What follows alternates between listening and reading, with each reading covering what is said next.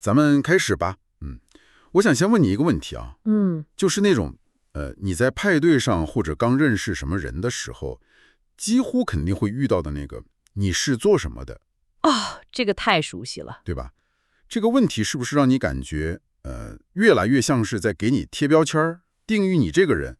尤其是在咱们这个时代，好像工作就成了生活的中心舞台了。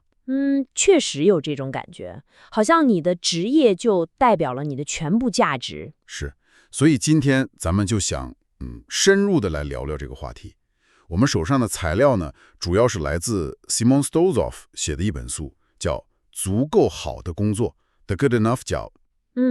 这本书我也有所耳闻，挺受关注的。对，它里面用了挺多真实的故事，还有一些研究来帮我们看清楚，就是工作我们对自己的这个认同感，还有那种内心的满足感，这三者之间到底是怎么回事？这个关系确实挺复杂的。是啊，我知道听我们节目的你啊，可能平时也在琢磨这些问题，所以咱们就想一起从这些资料里，挖点东西出来，看看能不能给你带来一些启发。好啊，很有意思的话题。行，那简单来说呢，咱们今天会聊这么几个点啊。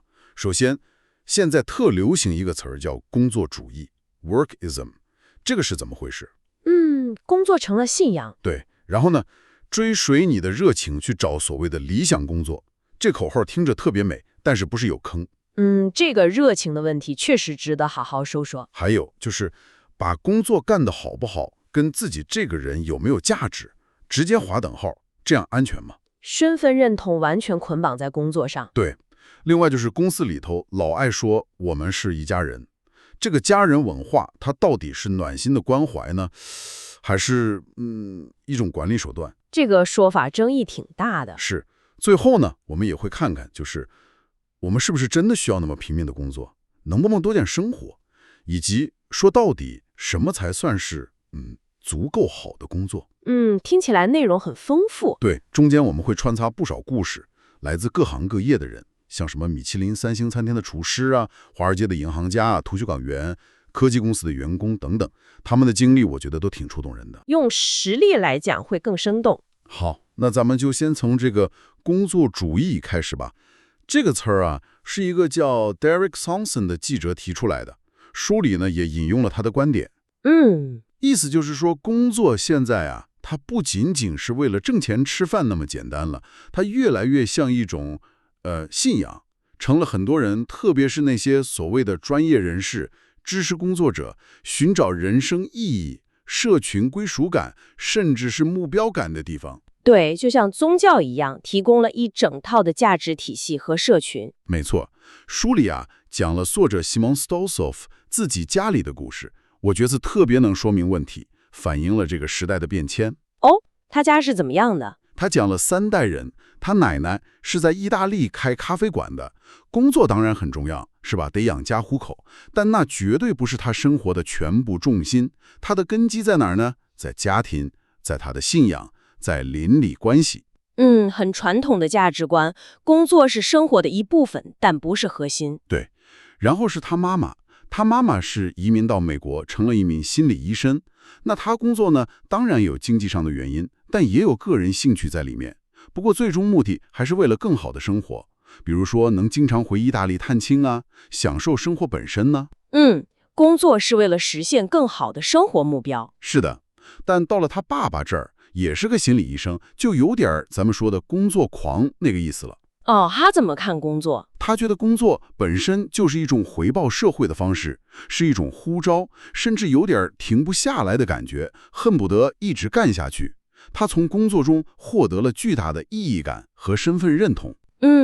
这就很接近工作主义了，把工作本身视为最终目的和意义来源。可不是吗？你看，就是祖孙3代对工作的看法就完全不一样了。是不是特别清晰地反映了咱们这个时代对工作意义期望值的这种变化？非常典型，从谋生手段到实现生活目标的途径，再到工作本身成为意义的核心。而且啊，还有数据支持。皮尤研究中心的数据就显示，现在对很多美国人来说，职业是比他们的配偶、宗教信仰，甚至是朋友更重要的个人意义来源。这个数据挺惊人的，工作排在了家庭和信仰前面。是啊，关键问题是这种观念，它不仅仅是在美国，好像正在向全世界蔓延，尤其是在那些高学历、高收入的人群里。你有没有感知到这种压力？就是好像如果你不把工作当成你毕生的追求，或者说你人生的最高价值，你都有点不求上进似的。绝对有，这种文化压力非常普遍，好像你必须得有一个事业，而不仅仅是一份工作。对，就是事业这个词儿。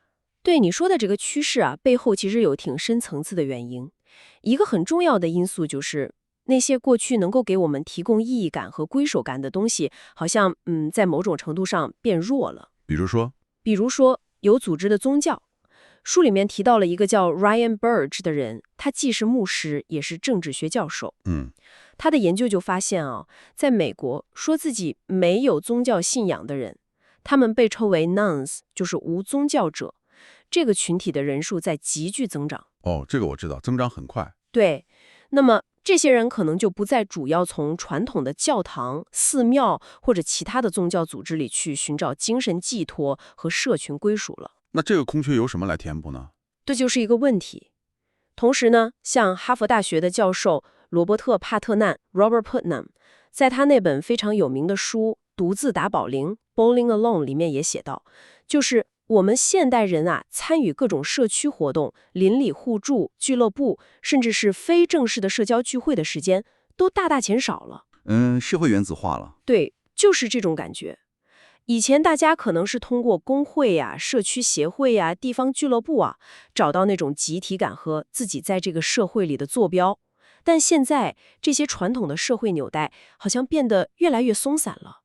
那这个时候，工作，特别是那种需要你投入大量时间和精力的专业工作，就很容易乘虚而入了。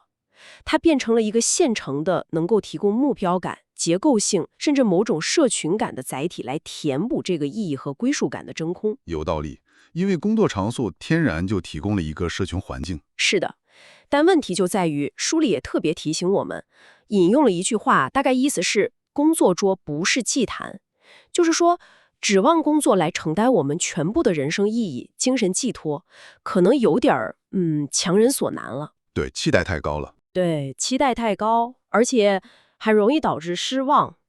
毕竟工作的本质，首先还是一份契约关系，它不一定能承载那么沉重的哲学意义。而且这种压力好像还传递给了下一代。没错，书里提到有调查显示，绝大多数美国的年轻人都认为，将来能找到一份自己热爱并且有意义的工作，是人生中最重要的事情之一。比什么还重要？重要性甚至超过了结婚、生子，或者单纯的赚很多钱，也超过了帮助他人这种利他性的目标。哇，这个排序真的反映了一种很强的文化暗示。是的，这背后就是一种强烈的文化导向，把找到热爱的工作放在了个人实现的首位。而且还有一个现象很有意思，也值得我们思考。从历史上看啊，一般来说，当一个社会变得越来越富裕，技术越来越发达的时候，人们的工作时间应该是逐渐减少的，对吧？有更多的闲暇。对，理论上是这样。但是在近几十年，特别是在美国，出现了一个反常的现象。那些高收入、高学历的专业人士，他们的工作时间反而在不断增加。越有钱越忙。对，这跟过去几百年的大趋势是反着来的。这也从一个侧面说明，对于这个群体来说，工作被赋予了超越谋生手段的意义，它变成了一种近乎身份的象征，一种展现自我价值的方式。长时间工作本身，甚至成了一种我很重要、我很成功的信号。这就能理解为什么工作主义会这么流行了。这自然就带到了我们下一个要聊的话题，就是所谓的理想工作和追随热情。这个口号太深入人心了。是啊，简直像咒语一样，而且很大程度上是受了一些非常有影响力的畅销书的推广，比如那本特别经典的《你的降落伞是什么颜色》。那本书确实影响了一代人。对，它让很多人相信，人生的终极目标就应该是找到自己真正热爱的事情，然后把它变成你的工作，这样你就能每天都充满激情的去上班，实现自我价值。这听起来是不是特别完美？听起来是，但是不是有点过于理想化了吗？这就是问题所在。这种想法真的没问题吗？书里讲了一个叫法巴兹伊塔尔的女士的故事，我觉得就特别引人反思。她是做什么的？她是一名图书管理员。她年轻的时候啊，有过一段比较艰难的时间，感觉很孤独。后来她在图书馆里看书，通过那些书，她觉得自己和世界重新连结了，找到了慰藉。这段经历让她觉得图书馆是一个特别美好的地方，图书管理员能帮助像她一样的人。所以他就把图书管理员这个职业看作是能帮助他人实现社会价值的理想工作。听起来是带着很高的期望进入这个行业的。是的，但是等他真的成了一名图书管理员之后，他就发现现实和他想象的不太一样。这个号称包容、开放、至于知识传播的领域，实际上也存在不少问题。比如呢？比如他发现这个行业里缺乏种族和背景的多样性。有时候机构内部也存在一些伪善的地方，嘴上说的和实际做的不一样，甚至有些做法在他看来是在掩盖某些不公平的现象。理想和现实的差距。对，这种幻灭感让他开始深入思考。然后法巴兹提出了一个非常有洞察力的概念，书里也详细介绍了，叫做职业敬畏感 Vocational awe。 职业敬畏感，这是什么意思？他的意思是，社会上普遍对某些特定的职业抱有一种近乎敬畏的态度。这些职业通常被认为是带有某种神圣光环的。比如哪些职业？典型的例子就是老师、医生、护士、图书管理员，可能还包括一些非营利组织的从业者、社会工作者等等。大家普遍觉得做这些工作本身就是一种奉献，是一种天职 calling。是很有意义的工作。对，但问题来了，结果呢？福伯基指出，这种普遍存在的职业敬畏感，常常被管理者甚至被从业者自己拿来当作借口。什么借口？合理化这个行业里可能存在的低工资、长时间工作、糟糕的工作条件，甚至是情感剥削的借口。就好像是说，因为你干的是这么有意、这么神圣的事业，你就不应该太计较物质待遇，你就应该心甘情愿地牺牲奉献。我明白了，就是用意义来掩盖或者合理化剥削。没错，好像热爱就应该是不求回报的。你要是谈钱，争取自己的权益，反而显得你境界不高，太俗气了。这种职业敬畏感确实是一把双刃剑啊，听起来很高尚，但背后可能隐藏着对从业者的不公。是的，书里对这一点其实还有进一步的分析。他提到，不仅仅是图书馆员，像动物园馆员这个职业也有类似的研究。动物园馆员？对，研究发现，很多动物园馆员对动物怀有极大的热情和爱心，这是他们选择这份工作的主要原因。但也正因为如此，他们常常默默忍受着相对较低的薪水和非常辛苦，甚至有危险的工作条件。因为他们觉得自己在做有意义的事儿，为了他们热爱的动物。用爱发电。对，就是这个意思。医疗、教育这些领域更是职业敬畏感的重灾区。我们经常听到对老师、护士的赞美，说他们是天使，是燃烧自己照亮别人。是啊，社会期望很高。但这种赞美有时候反而成了一种道德绑架，它让这些行业的从业者在争取合理待遇和工作条件时，面临更大的舆论压力。好像你热爱这份工作，你就天然应该牺牲奉献，加官加点是情怀的表现。你要是抱怨工作累、工资低，就好像背叛了这份崇高的事业。这其实是一种情感上的剥削。完全正确。就像书里引用的记者 Sarah Jaffe 的一句很犀利的话：工作不会爱你 ，Work won't love you back。你把全部的热情甚至爱都投入到工作中，期待工作给你同等的情感回报，甚至把它当作你情感和意义的主要寄托，这本身可能就是一种错位和误解。工作就是工作，它不是你的家人，也不是你的爱人。对，而且还有一个相关的概念，我觉得也很有意思，书里也提到了，叫做选择洗白。选择洗白，听起来有点……这个概念是社会学家 Aaron Sachs 提出的。他观察到一种现象，就是当我们看到社会上一些明显的不平等时，比如说性别之间的薪酬差距，或者某些少数族裔在特定行业的收入普遍偏低。这些都是客观存在的数据。对，但是有些人会出来解释说，这不能怪体制，这是他们自己选择的结果嘛。你看，很多女性选择了去当老师、护士，这些工作虽然钱少一点，但是更有意义，更符合他们的热情和价值观，是他们自己选的，不是社会不公。哦，我明白了，这是把结构性的问题归咎于个人的自由选择。没错，这种说法表面上听起来好像很尊重个人选择，对吧？但实际上，它非常巧妙的就把那些系统性的歧视、同工不同酬的问题、晋升机会不均等、所谓的玻璃天花板，这些结构性的障碍都给洗白了，都变成了个人基于热情或者生活方式的自愿选择。这确实挺狡猾的，掩盖了真正的问题。是的，这让那些结构性的不平等看起来不那么刺眼，甚至被合理化了。那这种对热情和意义的过度强调，除了文化因素，还有没有经济上的原因？问得好，书里也分析了这一点。如果我们把时间拉长一点看，这种对热情和意义的强调，其实也和整个经济结构、劳资关系的变化有关。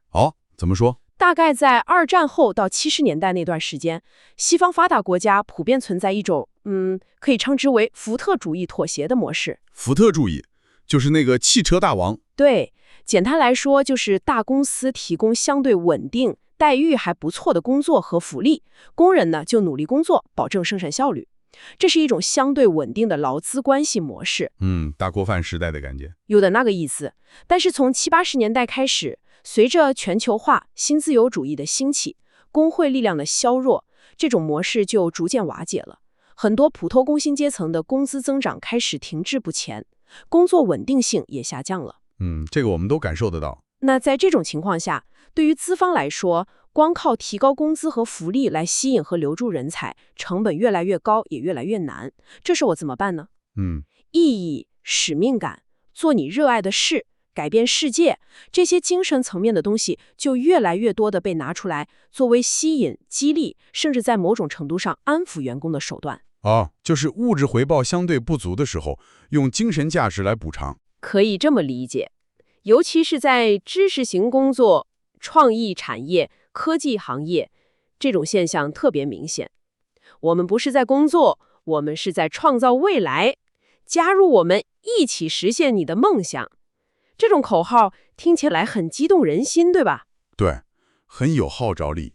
但它也可能让员工，特别是年轻人，因为追求这种意义和热爱，而忽略了对自身劳动权益和合理报酬的争取。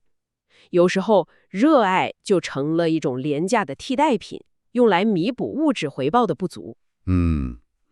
这么一说，感觉追随热情这口号背后，水还挺深的。是啊，不是那么简单。那么，当工作承载了这么多的意义、热情和期望之后，它就太容易跟我们的身份认同，就是我是谁这个问题紧密地绑在一起了。对，这是一个非常自然的延伸。书里就讲了 Megan Granwell 的故事，我觉得她就是一个特别典型的例子。她是做什么的？听起来像个媒体人。没错，她是个记者，后来做到了主编。她的经历非常有代表性。她10几岁的时候写了一篇关于她所在高中种族问题的报道，结果一举成名，引起了全国性的关注。哇，年少成名。是啊，从那一刻起，记者这个身份就成了她自我认同的核心。她觉得这就是她就应该做这个。早期的成功经历强化了这种认同。对，然后她的职业生涯在外人看来简直是一路开挂，在各种知名的大媒体工作，去过阿富汗做战地报道，拿过新闻大奖，年纪轻轻就做到了像连外尔这种顶尖科技媒体的主编，非常成功。非常成功。但是每一次成功，每一次职位的提升，都让他更加深地把自我和工作捆绑在了一起。我就是那个成功的记者编辑，这种想法越来越根深蒂固。身份越来越单一化了。是的，直到后来他在连瓦尔做主编的时候，虽然那份工作从工时上来说，可能还不如他以前的一些工作那么长，但他却感到了前所未的倦怠和空虚。哦，为什么呢？已经做到顶尖了。他自己反思说，感觉自己就像一个破碎的空壳。他意识到自己和他的职业角色产生了一种心理学上叫做纠缠 enmeshment， 纠缠，这是边界不清了。工作上的成功和失败，直接就等同于他个人价值的成功和失败。他的情绪、自尊完全被工作牵着走。一旦工作遇到挫折，或者他想象离开这个工作岗位，他就好像一下子失去了自我，不知道自己是谁了，不知道除了工作之外，自己还有什么价值。这种感觉太可怕了，完全失去了自我。是啊，书里甚至还提到了一个更极端的例子，就是美国橄榄球明星 Junior Seau 的悲剧。他在退役后，因为无法适应失去运动员身份的生活，最终选择了自杀。虽然这其中有脑部创伤的因素，但也反映了当职业身份是你唯一支柱时，失去它可能带来的毁灭性打击。职业身份的失落感确实可能非常强烈。所以这种感觉，你是不是也曾经有过类似的体会，或者在你身边的人身上看到过？当工作几乎等于你的全部身份时，那个风险真的太大了。确实，从心理学的角度来看，这涉及到我们身份认同的形成和发展。心理学上怎么看这个问题？有一位非常著名的发展心理学家叫埃里克森，他提出了人生的8个发展阶段理论，其中青少年时期，大概是青春期到20岁出头，就是一个形成稳定自我认同感的关键阶段。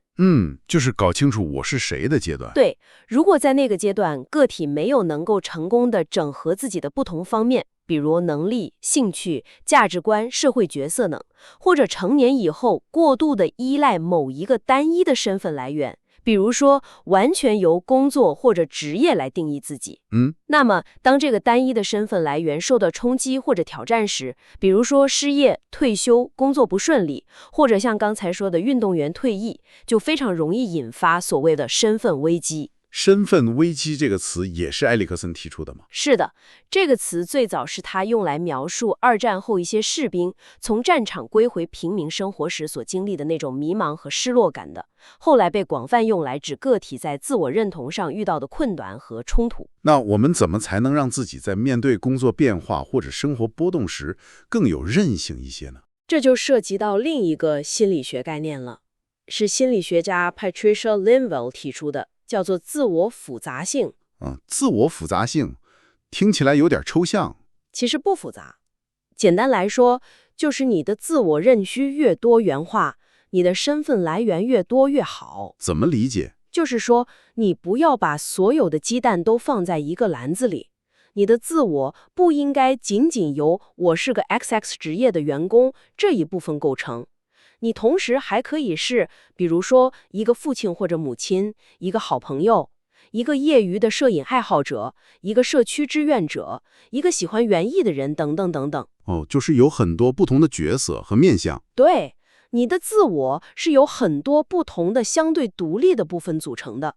这样一来，好处是什么呢？就是即使你在某一个方面，比如工作上，遇到了挫折或者失败，它冲击的只是你众多身份来源中的一部分。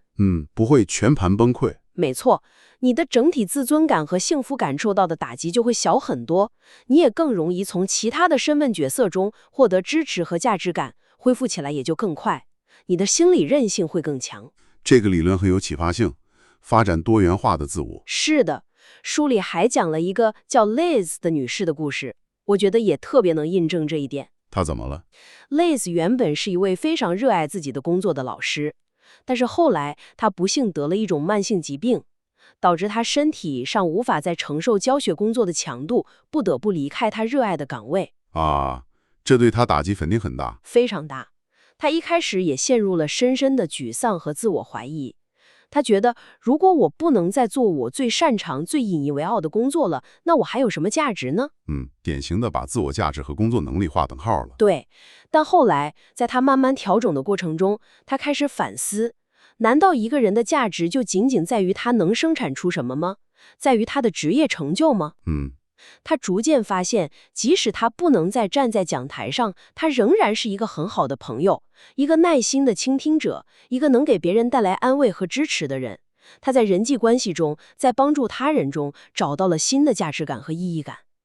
这其实是在挑战我们这种资本主义文化里一种根深蒂固的观念。什么观念？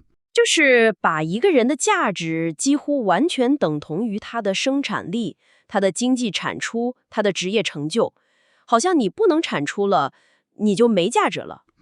这确实是一种很普遍但又很危险的想法。甚至马克思当年也批判过类似的异化现象，对吧？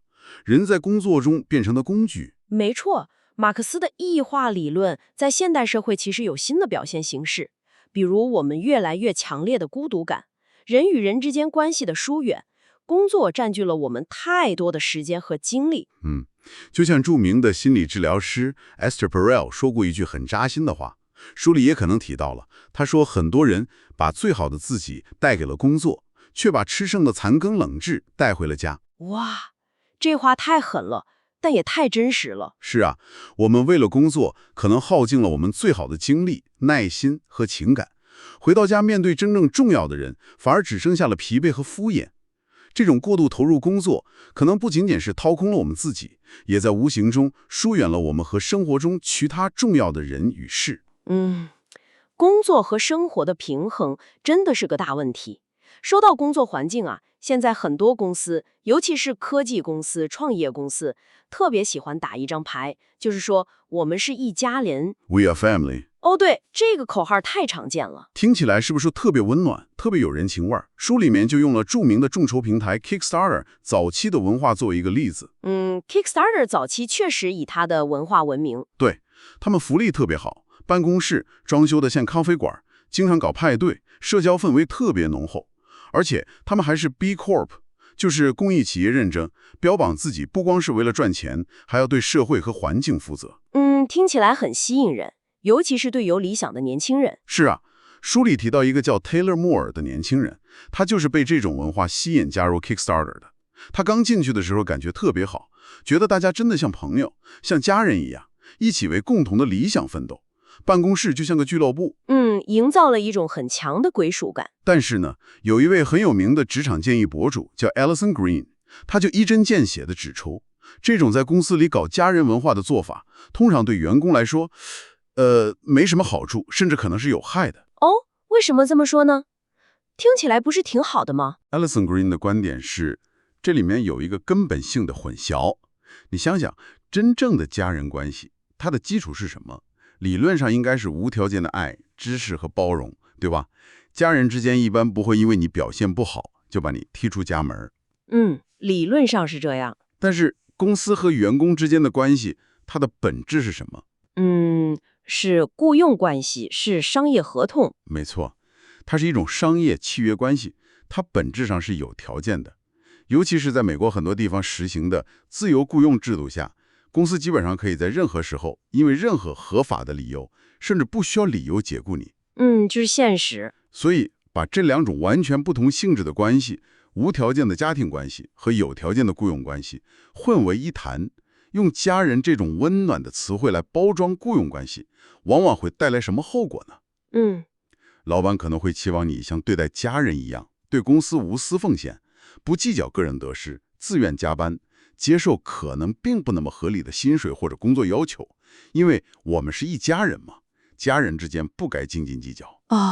利用家人的名义来要求更多付出。对，而且还有一个潜在的危险，在一个强调家人氛围的环境里，如果你对公司的做法提出不同意见，或者批评某些决定，你就很容易被其他人看作是不合群、破坏家庭和谐的刺耳头，这会压制正常的批评和异议。用情感绑架来压制不同声音，就是这个意思。这里面确实存在一个核心的矛盾，就像你刚才说的，家庭关系理想状态下是相对稳定和无条件的，而雇佣关系本质上是有条件的，是基于绩效、基于公司需求的，并且权力结构是不平等的。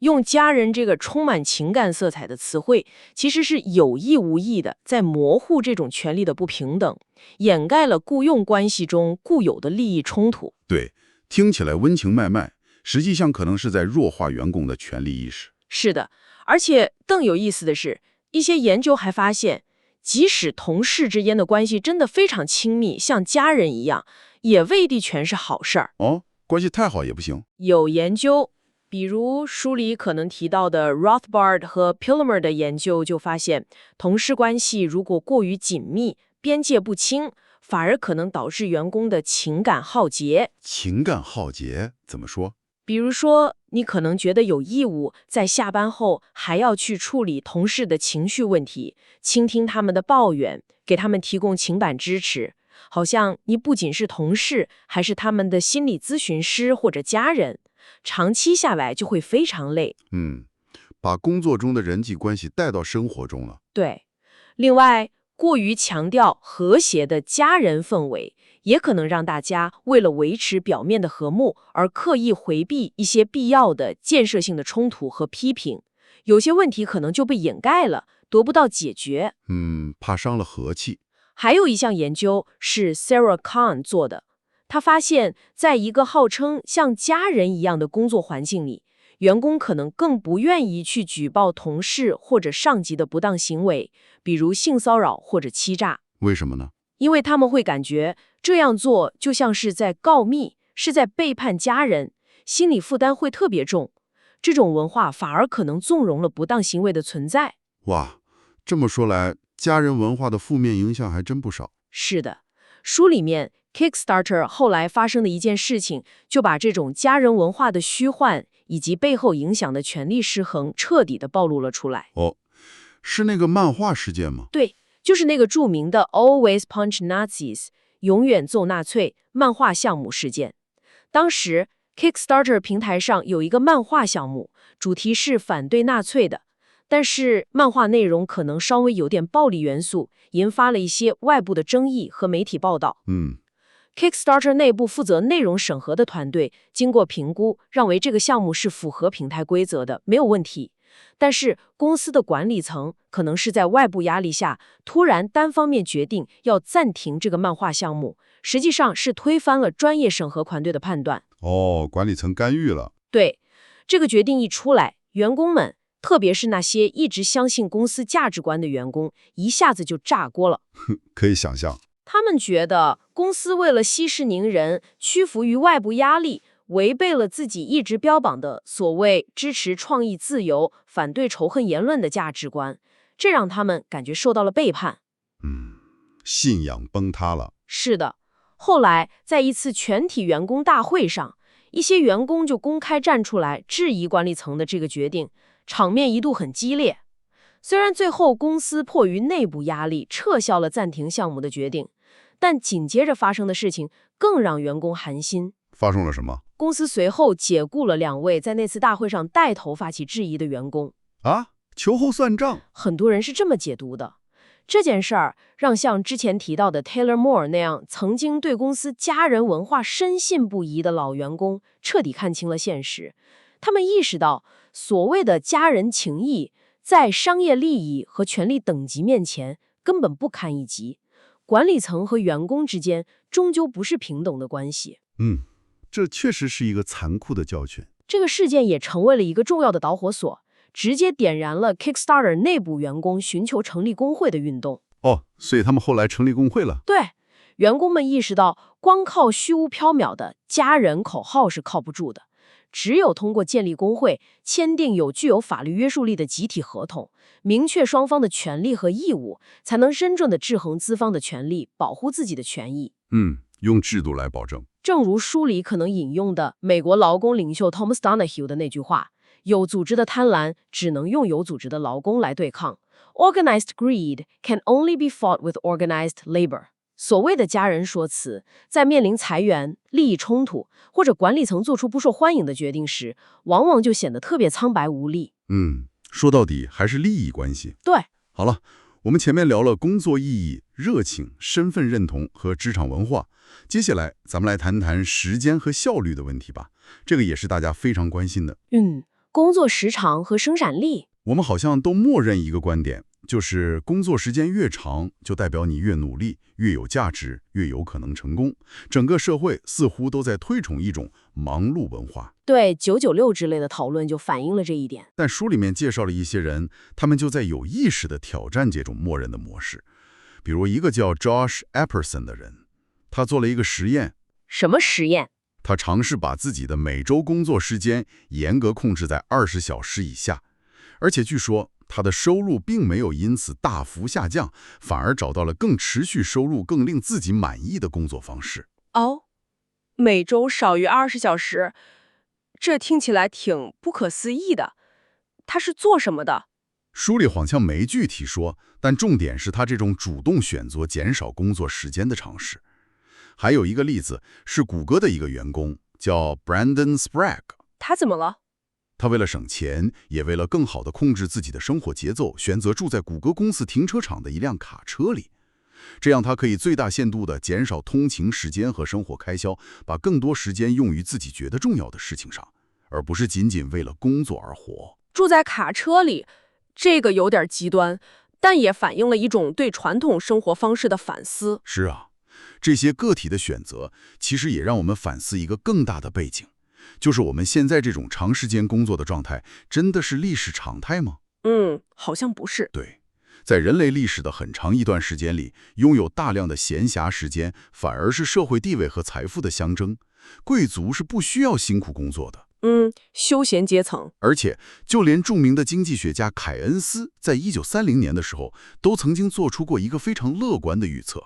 他认为，随着技术进步和生产力的大幅提高，到了咱们这个世纪，人们每周可能只需要工作15个小时就足够了。15个小时，这个预测现在看来有点儿太理想化了，是吧？现实情况是，尤其在美国，我们前面也提到了，那些高收入的专业人士反而是工作时间最长的群体之一。跟其他很多发达国家相比，比如欧洲国家，美国人的平均工作时长要长得多，假期也少得多。美国的工作文化确实是比较倦。这种现象挺反直觉的。按理说，生产力提高了，应该工作时间减少才对。对，这背后有很多复杂的原因，包括文化、政策、经济结构等等。当然，像谷歌这样的大公司，它会提供非常诱人的园区福利，对吧？免费的餐厅、咖啡馆、健身房、洗衣服务、按摩椅、游戏室，应有尽有。西利控公司的福利是出了名的好。员工福祉，它更深层的目的，可能是为了让你尽可能长时间地待在公司里，模糊工作和生活的界限，让你把所有的时间和精力都投入到工作中。金手铐，让你离不开公司。对，而且这种做法也不是什么新事啊。书里提到了一个历史上的先例，就是大概100年前，著名的建筑大师弗兰克·劳埃德·赖特 （Frank Lloyd Wright） 他设计过一栋叫 Larkin 的公司总部大楼。那个大楼有什么特别之处？那栋楼在当时就非常超前，里面除了办公区，还配备了餐厅、图书馆、休息室，甚至还有音乐表演的空间，就像一个自给自足的小社会。目的也是类似，就是希望员工能在这里高效、舒适的工作，减少外界干扰。看来用环境留住员工，自古有之。差不多是这个意思。那么，谈到工作时长和效率的关系，就不能不提到一个人，就是弗雷德里克·文斯洛·泰勒和他创立的科学管理 （Scientific Management） 理论。泰勒制，这个在管理学上非常有名。对，大概在100多年前，泰勒就开始在工厂里拿着秒表去仔细测量和分析工人完成每一个动作所需要的时间。他的目标是找到最高效、最标准化的工作方法，消除浪费，最大程度地提高生产效率。把人当作机器来优化。可以这么说，他这种追求极致效率、量化一切的思路，对后世的管理实践产生了极其深远的影响。我们现在工作中的很多做法，比如 KPI 考核、绩效管理，甚至越来越精密的员工行为监控技术，比如监控邮件、电脑屏幕、工作时长，都可以看作是泰勒制思想的某种延续和发展。追求效率本身没错，但方式值得商榷。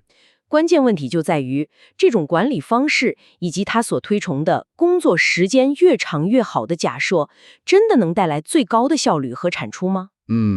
直觉上好像不一定。很多研究都给出了否定的答案。比如书里引用了斯坦福大学的经济学教授 John Pankavell 的一项重要研究。他发现了什么？ Ganvell 通过分析大量历史数据发现，当一个人的每周工作时间超过某一个临界点之后，他的边际生产率，也就是每多工作1小时所能增加的产出，就会急剧下降。那个临界点大概是多少？根据他的研究，大概是在每周工作50到55个小时左右。超过这个时间，你再多工作，效率就会明显降低。甚至他发现，每周工作70个小时的人，他们实际完成的总工作量，可能跟那些只工作56个小时的人差不了多少。哇，等于后面那10几个小时是白干了，甚至可能还有副作用。对，不仅效率低下，而且还没有算上过度工作对身心健康、创造力、判断力和决策能力的长期损害。疲劳会让人更容易错误，想法也更僵化。这就解释了为什么近年来一些4天工作制的实验会引起那么大的关注了。没错，书里也提到了这些实验，比如在冰岛进行的大规模实验，还有像微软日本等公司自己进行的尝试。结果怎么样？结果普遍都非常积极，很多实验都显示，在将每周工作日从5天缩短到4天，工作相应减少，但工资不变，员工的生产力不仅没有下降，有些情况下反而还有所提高。真的吗？工作时间少了，产出反而高了？是的，同时员工的幸福感、工作满意度、身心健康状况都有了显著的改善，压力水平也降低了。这听起来太好了。那为什么没有更大范围的推广呢？这里面涉及到很多因素，比如传统观念的阻力、管理模式的调整、不同行业的适用性等等。但这些成功的实验至少说明了一点，关键可能真的不在于工作时间的长短，而在于如何更聪明的工作 ，work smarter, not harder， 以及如何更好的平衡工作和休息。效率和专注度可能比单纯的时长更重要。对，这就涉及到另一个问题了，就是我们个人如何管理工作和生活的界限。这方面，学者 Nancy Rothbard 提出了一个很有意思的理论，区分了2种不同类型的人：整合者 （integrators） 和分隔者 （segmenters）。整合者和分隔者怎么区分？整合者呢，他们不太介意工作和个人生活互相渗透、融合在一起。比如说，他们可能会在家里处理工作邮件，也可能在工作时间处理一些私人的事情。他们对这种边界模糊的状态感觉比较舒服。生活就是工作，工作就是生活。而分隔者呢，他们恰恰相反，他们需要非常清晰的界限。工作就是工作，下班了就尽量不想工作的事情；生活就是生活，工作时间就尽量不处理私人事务。他们需要把这2个领域严格分开，才能感觉良好。我好像更偏向分隔者一点。了解自己属于哪种类型，然后有意识地去设定和维护适合自己的边界，就非常重要。没有哪种更好，关键是找到适合自己的方式。像书里提到的那个住在卡车里的 Brendan Sprague， 他其实就是用一种比较极端的方式，在尝试分割工作和生活。给自己创造一个物理上的边界。在这方面呢，像有些公司，比如协作软件公司 Slack， 他们所提倡的理念，努力工作然后回家 ，work hard and go home， 就跟前面提到的 Google 那种试图把你所有时间都留在园区的文化，形成了挺有趣的对比。不同的公司哲学。对。好了，聊了这么多，咱们终于来到最后一个主题了，就是我们到底应该怎么看待成功？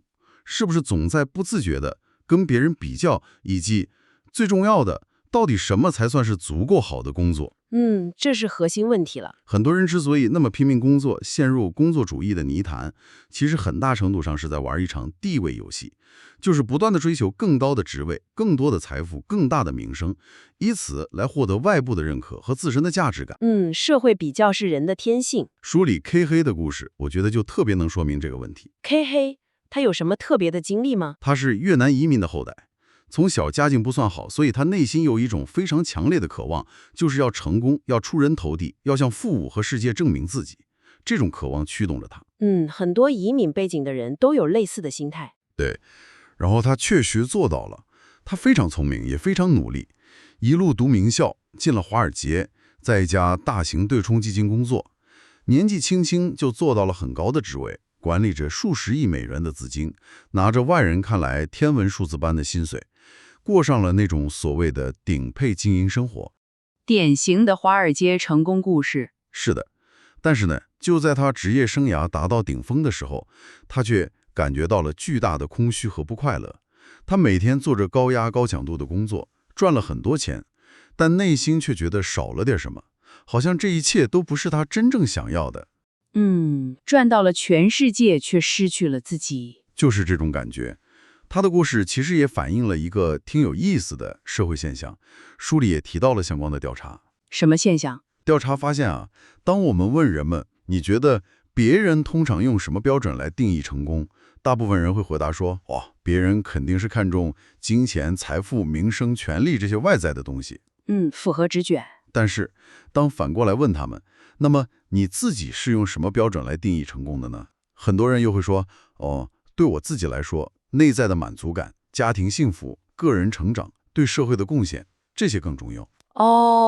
就是说，我们觉得别人很看重外在标准，但我们自己不承认自己也看重这些。差不多是这个意思。这里面可能有一种微妙的心理防御。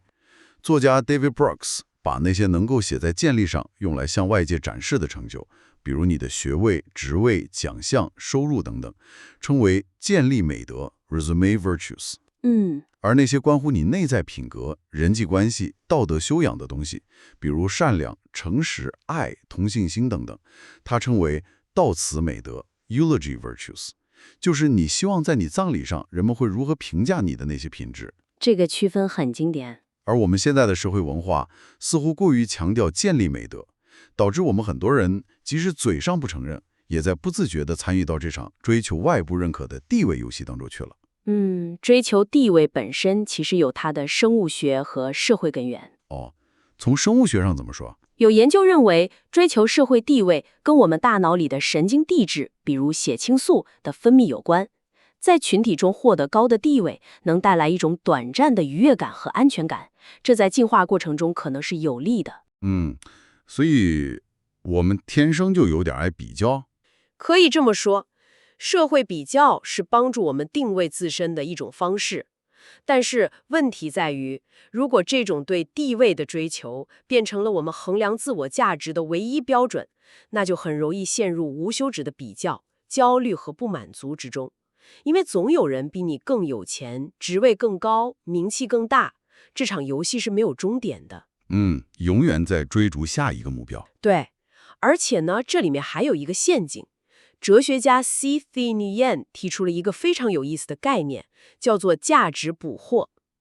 价值捕获听起来很形象。他的意思是，当某个领域或者活动提供了特别清晰、特别容易量化的评价指标时，这些外在的简单的指标就很容易捕获我们，取代我们内心原本可能更复杂、更多元、更难衡量的价值观。能举个例子吗？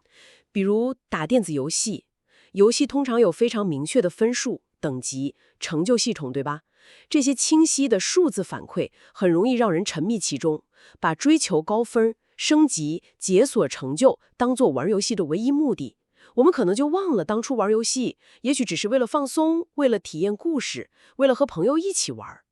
这个追求分数的行为捕获了我们原本玩游戏的动机。我明白了。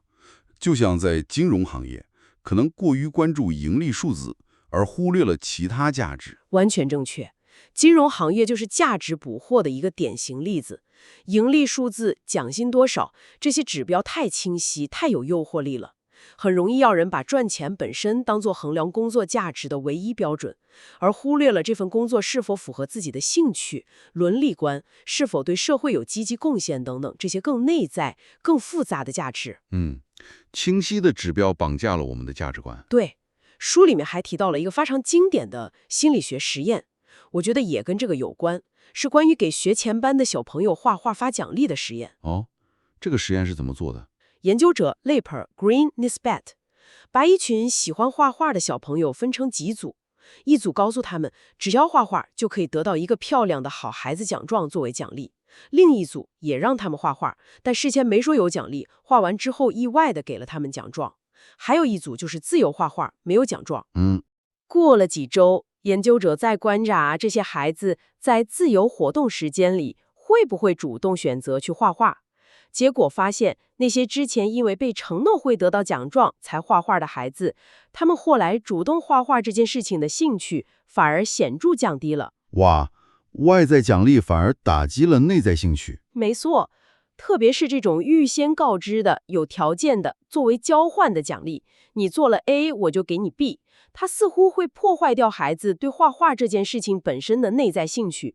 他们开始觉得画画是为了得到那个奖状，而不是因为画画本身很有趣。这个实验太有启发了，它提醒我们，如果我们在工作中过于关注那些外在的回报，比如薪水涨了多少，职位升了多高，别人是不是羡慕我，就可能会慢慢侵蚀掉工作本身能够带给我们的那种内在的乐趣、成就感和意义感。正是如此，我们可能会为了追求那些外在的指标，而去做自己并不喜欢，甚至违背价值观的事情。那像书里提到的 Kenny High， 他后来是怎么走出那种空虚感的呢？ Kenny High 的一个重要转变发生在他成为父亲之后。孩子的出生让他开始深刻地反思，到底什么对自己的人生来说才是真正重要的？仅仅是账户上的数字吗？生活角色的转变往往会带来反思。对，后来他做出了一个重大的决定，离开了华尔街。然后他创办了一个叫做 Red Reads 的电子通讯和线上社群。Red Reads 是做什么的？他通过 Red Reads 分享他自己筛选和思考过的认为真正有价值的内容，主题涵盖效率、个人成长、财务自由、人生佛学等等。但他分享的角度不再是华尔街那种纯粹追求效率和财富最大化的方式，而是更侧重于如何找到与自己内在价值观相一致的生活方式，如何在效率和意义之间找到平衡。从追求外在成功转向追求内在满足了。可以这么说，他自己在这个过程中，通过写作、分享、与社群成员互动，找到了一种不同于以往的更深层次的平静和满足感。虽然可能不再有华尔街那么高的收入，但他觉得生活更有意义了。找到了和自己价值观契合的工作方式。对，这就最终回到了我们这次探讨的核心概念，也是书名所强调的足够好的工作 ，the good enough job。足够好这个词儿很有意思，它不是说平庸或者得过且过吧？完全不是。这个概念其实是受到了英国著名心理学家唐纳德·温尼科特提出的足够好的母亲 （Good enough mother） 理论的启发。足够好的母亲是什么意思？温尼科特认为，一个母亲并不需要做到完美无缺，时刻满足婴儿的所有需求，那样反而可能不利于孩子的成长。一个足够好的母亲，只需要能够大体上在关键时刻敏锐地回应婴儿的需求，提供一个安全、稳定、充满基本关爱的环境，这就足够让孩子健康地发展出独立性和适应能力了。不需要完美，只需要足够好。对，把这个理念应用到工作上，足够好的工作指的也不是一份让你每天都心潮澎湃、完美契合你所有热情和天赋的工作，那可能根本就不存在。足够好的工作，首先它应该能够给你提供合理的、体面的报酬和基本的保障，让你能够维持生活。其次，它应该能给你带来一定程度的成就感，让你发挥一部分的才能，并且提供一些学习和成长的机会。同时，它不应该过度侵占你的时间和精力，让你还有空间去发展工作之外的生活、兴趣和人际关系。要求其实挺实在的。是的，它不是让你放弃追求或者变得懒散，而是让你承认工作只是你完整生活的一部分。它很重要，但不是全部。你不应该期望一份工作来满足你所有的需求，意义感、归属感、成就感、社交需求、经济需求等等，这是不现实的，也是危险的。把对工作的期望值调整到一个更合理的位置。对，就像书里可能提到的，诺贝尔文学奖得主 Toni Morrison， 他曾经回忆起他父亲给他的建议。他父亲是个蓝领工人，他对 Morrison 说的那番话非常实在，大意就是听着，你去上班，做好你的工作，挣你的钱，然后回家。你懂我的意思吗？非常朴素但充满智慧。是的，他不是说工作不重要，而是提醒他工作有它的边界，做好它，拿到报酬，然后你的生活在别处，把工作放到它应有的位置上，不要让它吞噬掉你整个人。这可能就是足够好的工作的核心要义。这个视角转换很重要。好了，咱们今天的这个深入探讨啊，感觉聊得也挺透彻了，差不多就到这里了。简单回顾一下吧，我们是从那个经典的社交问题你是做什么的出发，一起聊了聊现在越来越普遍的工作主义是怎么回事。工作成了新的信仰。对，然后我们又审视了追随你的热情和打造职场家人文化这些非常流行的说法，看看他们背后可能隐藏的问题和陷阱。是的，热情可能被利用，家人文化可能模糊权力关系。之后，我们又谈到了把工作和个人身份完全绑定在一起的风险，以及如何通过发展自我复杂性来增强心理韧性。认识到你不是你所做的工作。没错。最后，我们还谈到了关于工作时间、效率、福利的迷思，反思了地位游戏，最终落脚到了寻找一份足够好的工作这个理念上。其实核心观点说起来可能很简单，但我觉得需要我们时常提醒自己，那就是你并不等于你所做的工作。You are not what you do。对，这句话非常重要。而且我想补充一点，就是找到和工作之间那种足够好的关系，它可能不是一个一劳永逸的终点，找到了就万事大吉了。怎么说？它更像是一个动态的持续调整的过程，因为你的需要会变，工作的性质会变，生活的重心也会变。可能在某个阶段，你需要更投入工作，在另一个阶段，你需要更多的回归家庭或个人兴趣。需要不断的校准。对，没有一个适用于所有人的标准答案。关键是你要有意识的去思考、去感受，什么才是当下最适合你的那个平衡点，哪个状态让你感觉是舒服的、可持续的，而不是被耗尽的。希望我们今天的讨论能给你带来一些启发，让你也愿意去花点时间审视一下自己和工作的关系，看看是不是有哪些地方可以做一些微小的调整。这是一个需要持续反思和实践的过程。最后呢，我还想留给你一个书里面提到的小小的建议，但我觉得特别有意思，也许可以让你回去琢磨琢磨。是什么建议？就是关于我们开篇提到的这个问题。我们不是习惯于问别人，也可能被别人问，你是做什么的 ？What do you do？ 对吧？作者 Simon Stoltzoff 建议，下次无论是问自己还是问别人，不妨试试换一种问法，把那个 do 做换成 like to do 喜欢做。变成你喜欢做什么 ？What do you like to do？ 对，就是这一个词儿的改变，从做变成喜欢做。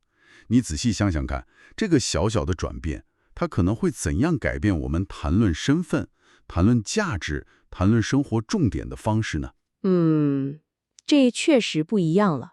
他把焦点从职业身份转向了兴趣、热情和享受的事儿。是啊，也许它能提醒我们在关注我们做什么来谋生、来获得社会身份的同时，也更多的去关注和投入我们生活中那些非工作的，但同样构成我们是谁，能够给我们带来纯粹快乐和滋养的部分。对，那些可能不带来收入，但带来乐趣和意义的事情。没错，这可能就是我们走向一种更平衡、更丰盛的、足够好的生活的一小步吧。这个问题啊，就留给你去思考了。